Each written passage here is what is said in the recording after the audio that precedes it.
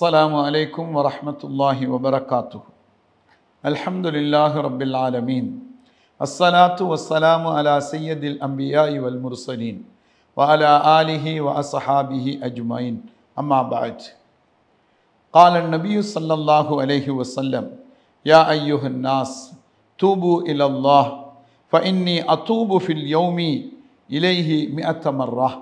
அன்புக்குரிய சகோதர பெருமக்களே, எல்லாம் வல்ல இறைவனின் அருளால் சங்கை மிகுந்த ரமதானுடைய நாட்கள் ஒவ்வொன்றாக நம்மை விட்டு விடைபெற்று கொண்டே இருக்கின்றன.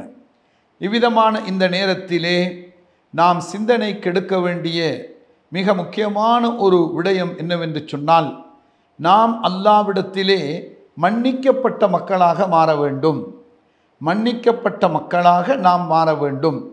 பெருமானார் ஸல்லல்லாஹு அலைஹி வஸல்லம் அவர்கள் ஒரு இடத்திலே சொல்லி காட்டினார்கள், ரமலானுடைய மாதத்தை ஒரு மனிதன் அடைந்து அந்த மாதத்தில் அவன் மன்னிக்கப்படவில்லை என்று சொன்னால் அவன் நாசமாகி போய்விடட்டும் என்று சொன்னார்கள்.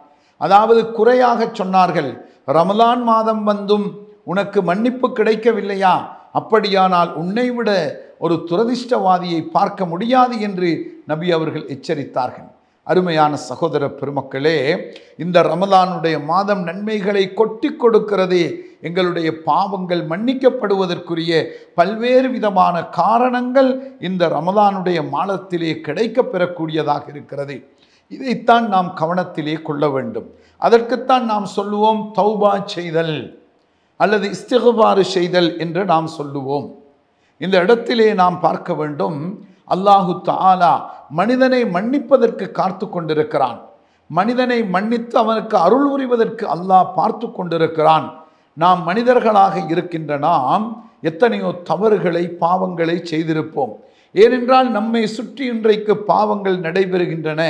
நாம் விரும்பியோ விரும்பாமலோ அந்த பாவத்துக்குள்ளே விழுந்து விடுகிறோம். இவ்விதமாக பாவங்கள் பொதிந்தவனாக, பாவங்கள் நிறைந்தவனாக ஒரு மனிதன் மரணித்து விட்டால் அவன் மிகப்பெரிய நஷ்டவாளி.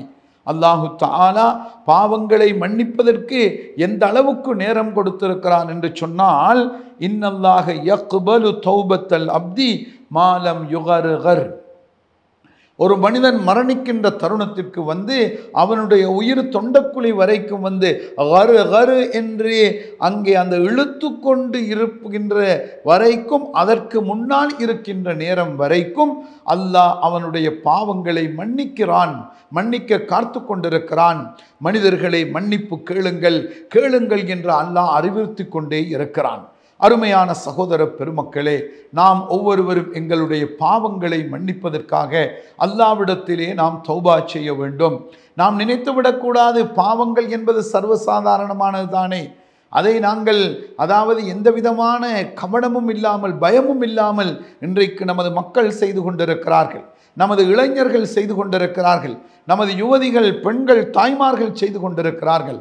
ஆனால் பாவத்தினுடைய வடு மிக பயங்கரமானது, மிக மோசமானது.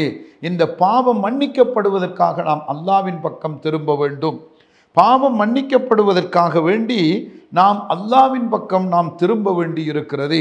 அல்லாஹ்வின் பக்கம் திரும்புவதிலே முதலாவதாக நாம் சிந்திக்க வேண்டும் என்ன தெரியுமா?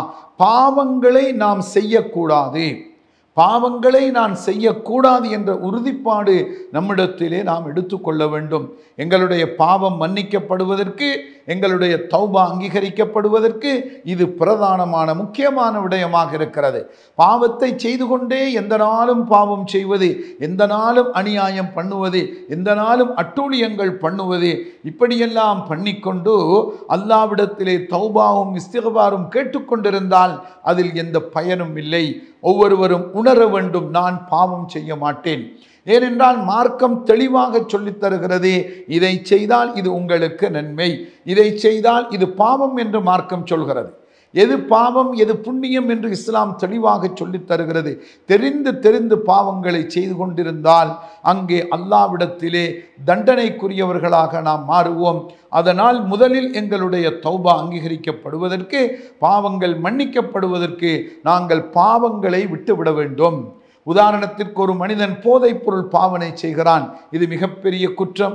ஒரு மனிதன் மோசமான திருட்டுத்தனம் பண்ணி கொண்டிருக்கிறான், ஒரு மனிதன் மக்களை ஏமாற்றி மோசடி செய்து கொண்டிருக்கிறான். ஒரு மனிதன் மக்களை அதாவது எத்தனையோ சூழ்ச்சிகளை செய்து கொண்டிருக்கிறான், இதுவெல்லாம் குற்றம். இதில் இருந்து உங்களுக்கு மன்னிப்பு வேண்டும் என்று சொன்னால் முதலில் அவ்விதம் செய்வதை நீங்கள் விட்டுவிட வேண்டும். அதன் பின்னால் இரண்டாவது உறுதி கொள்ள வேண்டும், நான் இதன் பின்னால் அதாவது பாவத்தின் பக்கம் மீள மாட்டேன் என்று உறுதி கொள்ள வேண்டும். இவர் ஒரு பாவத்தை செய்திருப்பார், ஒரு மனிதனுக்கு துன்பம் கொடுத்திருப்பார், அல்லது ஒரு மனிதனுக்கு அநியாயம் செய்திருப்பார், அல்லது ஏதாவது அவனுடைய உரிமையிலே கை வைத்திருப்பார். இவன் உறுதி கொள்ள வேண்டும், இதன் பின்னால் இப்படிப்பட்ட காரியங்களை செய்ய மாட்டேன்.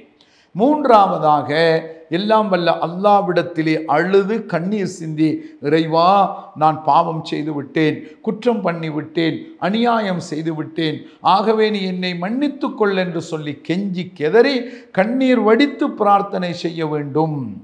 அப்போது அல்லாஹ் அவனுடைய பாவத்தை மன்னிக்கிறான் என்பதை அன்பார்ந்த சகோதர பெருமக்கள் புரிந்து கொள்ள வேண்டும்.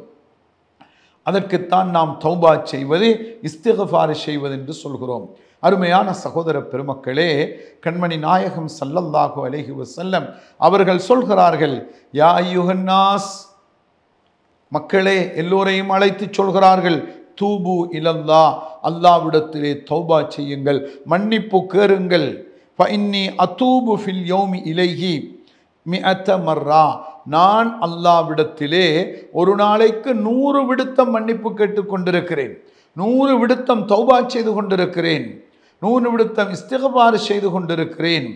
அதாவது இஸ்திக்ஃபாரிலே மிக முக்கியமான இதுதான், அஸ்தக்ஃபிருல்லாஹ் அல்லதி லா இலாஹ இல்லா ஹுவல் ஹய்யுல் கய்யூம் வ அதூபு இலைஹி. இதற்குள்ளே மிகப்பெரிய அல்லாஹ்விடத்திலே மன்னிப்பு கேட்பது வந்து விடுகிறது. இவ்விதம் இந்த துஆவை செய்ய வேண்டும். அஸ்தக்ஃபிருல்லாஹ் அல்லதி லா இலாஹ இல்லாஹு, ஒரே இறைவனாகிய அல்லாஹ்விடத்திலே நான் மன்னிப்பு கேட்கிறேன்.